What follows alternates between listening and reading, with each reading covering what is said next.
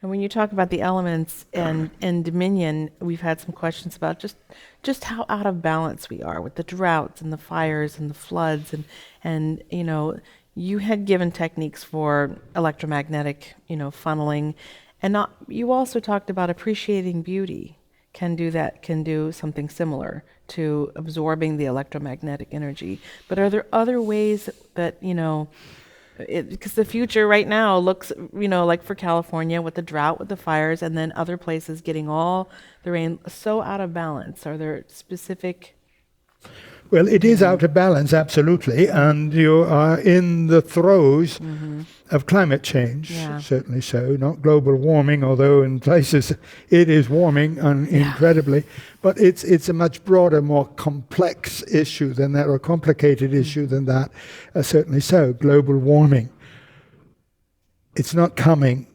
It's not something that by the year 2030, by the year 2050, it's here. Yeah, by the year 2030, if you don't do anything, it's going to be worse. By the year 2050, but it's here now, and that's the climate deniers and the climate activists in that regard. It's here now, and we would suggest yes, everything seems out of balance, certainly so. Because everything is being in this, what we call the riptide, what we've talked of for several years as the riptide with the lack of vision and the lack of wisdom, etc. But in that, nature is responding to where you are at. And society, humanity is out of balance. And it's also nature, or the earth, is in its own evolutionary process.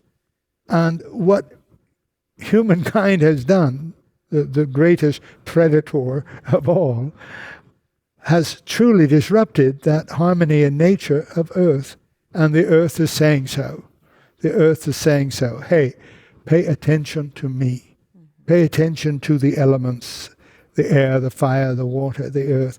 Pay attention to it. Now, the earth has been, until most recently, pretty quiet. There's an earthquake recently in Afghanistan, of all places in the world. Another one in Haiti, of all places in the world. 2 significant earthquakes recently. You've got fire, certainly so. That is, and you know what you have. And what it is, as we say, is the earth is challenging you. The elements are challenging you to wake up and do something now with the earth. It's challenging you to come up with new types of solutions. The old ways are crumbling. To wake up to new types of solutions. In a way, the elements are painting you into a corner where there are no solutions. Where there are no solutions. Where all of a sudden you realize there is nothing we can do. That's when you wake up.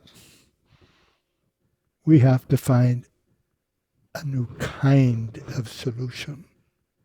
A new kind of solution to these issues and these problems. We need to start not just doing what we've done and being frustrated that it's not working. We need to scrap what we've done and do something new, something different, something that hasn't been, quote, done before.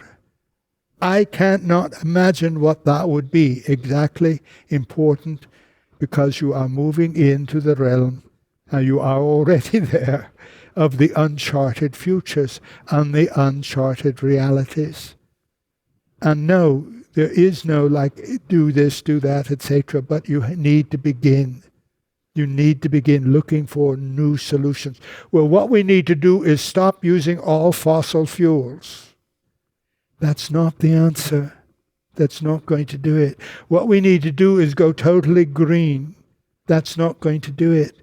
What we need to do is start drilling on federal land and in the sea, and we need to run pipelines from here to there.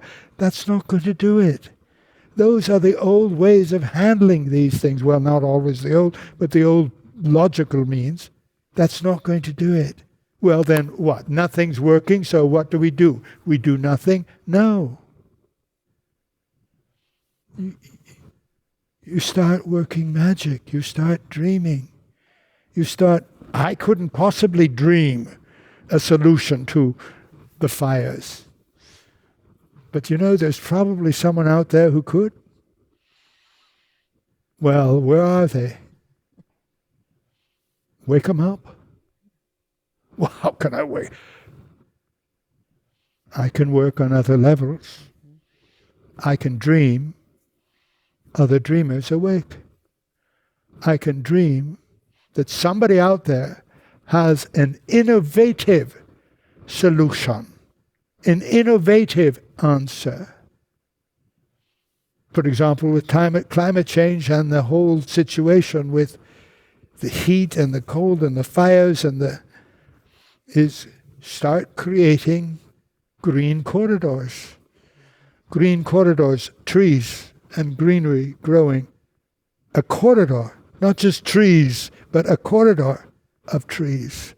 And another corridor, and another, and create parks, and create gardens, and create vertical gardens on building sites, create vertical or horizontal and whatever gardens here and there, but create these green corridors.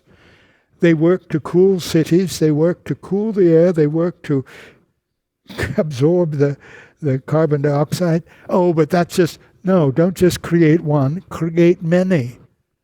Plant trees, even in those areas that are so affected by fire, because it's the old dead trees and it's the brittle undergrowth.